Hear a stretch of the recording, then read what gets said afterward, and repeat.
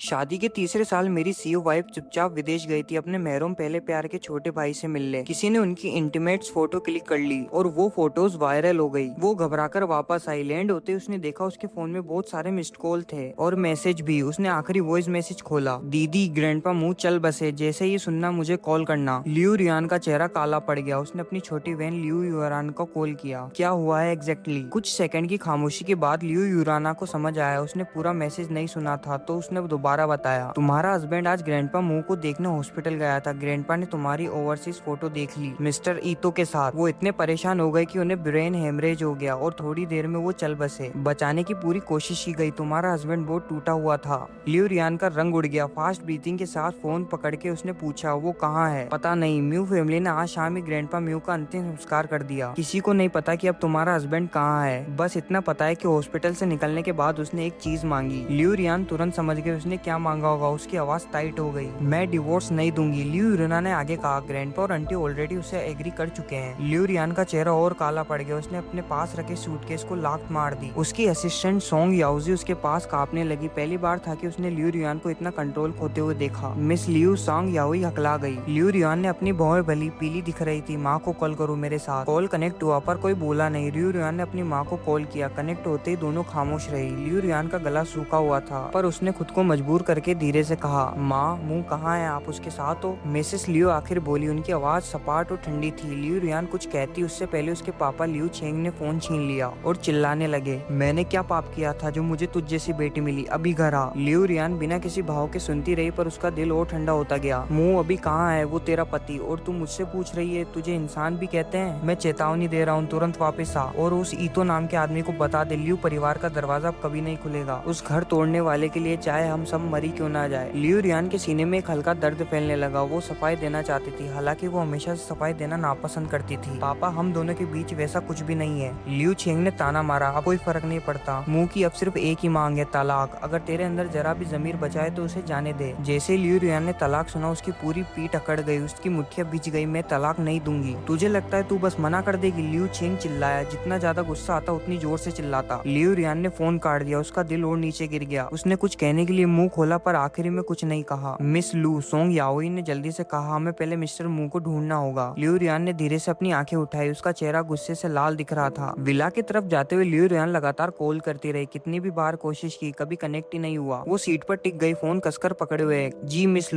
लू हम पहुंच गए। लियो रियान ने दरवाजा खोला और बाहर आ गई। सोन याओई उसके पीछे पीछे। सोंग याओई लियो रियान की हड़बड़ाई हुई बेचैन सूरत देखती रही। मिसेज झांग ने उसे देखा तो जम गई। मिस आप वापस आ गई? लियो रियान ने गहरा भौं चढ़ाया। उसकी नजर दूसरी मंजिल पर टिकी थी। मुंह घर पर है? नहीं, मिसेज झांग ने सावधानी से जवाब दिया। उसका बुरा हाल देखकर मिसेज चांग ने पूछा, कुछ हुआ है क्या? लियो रियान ने उन्हें नजरअंदाज किया और ऊपर चली गई। उसने बेडरूम का दरवाजा खोला। सब कुछ वही था, मेरा लैपटॉप और मेरी निजी चीजें, पर फिर भी वो बेचैन महसूस कर रही थी। मेरी सारी चीजें वही थी पर मैं नहीं था। उसे नहीं पता था मैं कहाँ हूँ। उसे अभी मुझे देखना था। गंभीर चेहरे के साथ लियो रियान नीचे वापस गई। मिसेज झांग अभी फोन रख चुकी थी। उन्होंने लियो रियान और सोंग याओई को हैरानी से देखा। लियो रियान रुक गए और उन्हें ठंडी नजरों से देखा। किसका फोन था? मिसेस यांग अभी तक पूरी तरह संभल नहीं पाई थी। वो मिस्टर मू थे।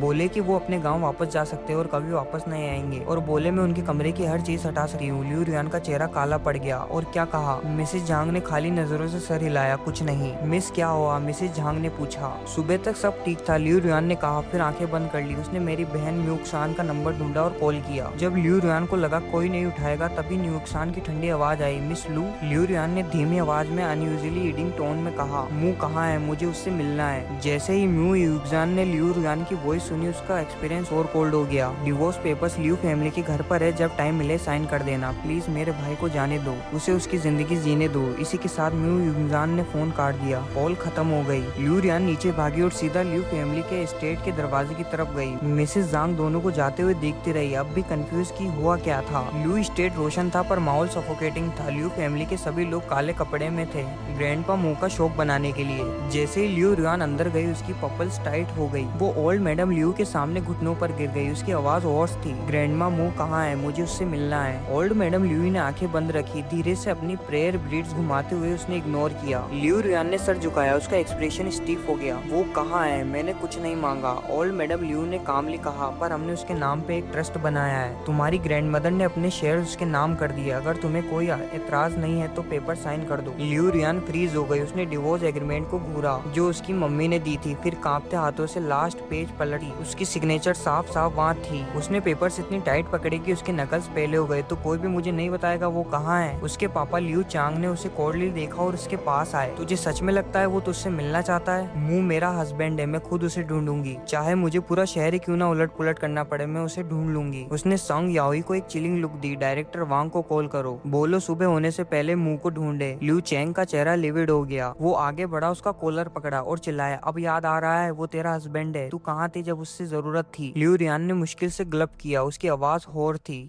मैं उसे सब कुछ एक्सप्लेन कर सकती हूँ। लियू चेंग ने बीच में काटा, जवाब दे, जो प्रॉमिस तूने म्यू से किया था वो निभाया तूने? उसके झूठ बोला। लियू रियान जवाब नहीं दे पाई। उसने अपना प्रॉमिस नहीं निभाया था और उसने सच में म्यू से झूठ बोला था। मैं बस नहीं चाहती थी कि वो ओवरथिंक करे। माकोटो इतो और मैं साथ नहीं है, मैं उसे सब कुछ क्लियर एक्सप्लेन कर दूंगी। मिसेस लू आगे आए और खामोशी से उसे देखती रही। काफी देर बाद उसने एक साइन ली। लियू रियान, मिसेस लू ने कहा, तेरे पापा और मुझे भी नहीं पता वो कहाँ है। लियू चेंग ने ताना मारा, पता नहीं उन्होंने उसे बिना जगह की क्यों बुरी कर दिया, क्योंकि मुंह अब तेरा हस्बैंड दिखना नहीं चाहता और वो नहीं चाहता था तू फ्यूनरल में आए। तू उसकी वाइफ बनने के लायक नहीं है। लियू रियान वहीं हेल्पलेस खड़ी रही, जैसे उसे उन शब्दों का मतलब समझ ही नहीं आ रहा हो। ओल्ड मैडम लियू ने धीरे से आंखें खोली। उसका चेहरे से वार्मथ गायब थी। अगर तू अभी भी मुझे अपनी ग्रैंडपा मानती है तो डिवोर्स पेपर पर साइन कर दे और उसे ढूंढना बंद कर दे और उसकी जिंदगी में डिस्टर्ब करना बंद कर दे। लियू रियान का दिल ठंडा पड़ गया। पहली बार उसने समझ आया पूरी तरह पावरलेस होने का मतलब क्या होता है। उसने सर झुकाया और जाने के लिए मुड़ी। ओल्ड मैडम लियू चिल्लाई, अगर तूने उसे ढूंढना जारी रखा तो आज से तू लियू फैमिली का हिस्सा नहीं है। लियू रियान ने फिर क्लेंच किया। आखिर में उसने एक बिटर हंसी दी, पर जाने के बजाय वो पलटी और दोबारा घुटनों पर गिर गई। ग्रैंडमा, मुझे माफ कर दो, मैं ये नहीं कर सकती। अगर मुझे मुंह नहीं मिला तो मैं यही घुटनों पर बैठी रहूंगी जब तक आपका दिल पिघल न जाए और आप मुझे ना बताए वो कहाँ है। लियू रियान को रियलाइज हुआ कि ओल्ड मैडम लियू ने उसे कहीं छुपा रखा है। ओल्ड मैडम लियू ने अपनी ग्रैंडडॉटर को देखा, फिर उठकर चली गई। मिसेस लियू ने उन्हें सपोर्ट किया। लियू चैंग ने स्नोट किया और उसे बड़े विले में अपने रूम में वापस चला गया। सारे सर्वेंट्स पहले ही विड्रॉल हो चुके थे, सिर्फ लियू रियान ही हॉल में अकेली थी। सोंग याओई उसके साथ। सोंग याओई भी नील हो गई। मिसेस लू, सोंग याओई ने क्लिंच टीथ के साथ पूछा, क्या मैं चुपचाप किसी को मिस्टर मू को ढूंढने भेज दूं? लियू रियान ने धीरे से आंखें उठाई और एक फेथ बीटर स्माइल दी। अगर ग्रैंडमा ने खुद ये जगह अरेंज की है तो कोई नहीं ढूंढ पाएगा। सोंग याओई जी के पास कुछ कहने को नहीं था। तो तुम सच में यही नील करती रहोगी? उसने म्यूटेट किया। ग्रैंडपा मू का चेहरा लियू रियान के दिमाग में आया। उसने फिंच क्लिंच की और बिटर हंसी दी, मैं इसी काबिल हूँ। फिर संग याओजी ने तीत ग्रीत किए, तो मैं भी यहीं आपके साथ रहती हूँ। लियू रियान ने धीरे से आंखें बंद की। उसकी हाउस वॉइस एग्जॉस्टिव और हेल्पनेस से भरी थी। नहीं, आपको और कुछ करना है, बताए आपको क्या चाहिए मिसेस लू? लियू रियान ने धीरे से आंखें खोली। एक शार्प लाइन उसकी आंखों में फ्लैश हुई। पता करो उन फोटोज के पीछे सच में क्या हुआ था। सोंग याओजी जल्दी से उठी। जी मिस लू, मैं अभी इन्वेस्टिगेशन करती हूँ। लियू रियान ने और कुछ नहीं कहा। वो हॉल में अपराइट करती रही। उसके दिमाग में बस हॉस्पिटल में मेरे इमेजेस थे। ऐसा लग रहा था जैसे मैं एक बहुत लंबे सपने से गुजरा हूँ। मैंने सपने में देखा कि मेरे पेरेंट्स और ग्रैंडपा अभी भी जिंदा है और पूरा परिवार खुशी से साथ ट्रेवल कर रहा है। फिर सीन्स अचानक बदल गए। मेरे पेरेंट्स खून से लथपथ और ग्रैंडपा फ्यूनरल हॉल में पड़े थे। नाइटमेयर ने मुझे झटके से उठा दिया। मेरे दोस्त चू चैन मुझे सुनकर रूम में दौड़ते आए। मुंह, तुम ठीक हो? नाइटमेयर आई थी। तभी दरवाजा अचानक खुला। मिस्टर चू, किसी ने पुकारा। मिस्टर मुंह, जाग गए हैं क्या? मैंने ऊपर देखा एक जाने पहचाने फेस को। Aunty Wong. मैंने कहा, आप यहाँ कैसे? उसने मुझे कॉम्प्लिकेटेड दर्द भरे एक्सपीरियंस से देखा। ओल्ड मैडम ने मुझे कॉल किया और बोला वापस आकर मैं तुम्हारा ख्याल रखूं। अब से मैं यही हूँ तुम्हारे लिए, चिंता मत करो।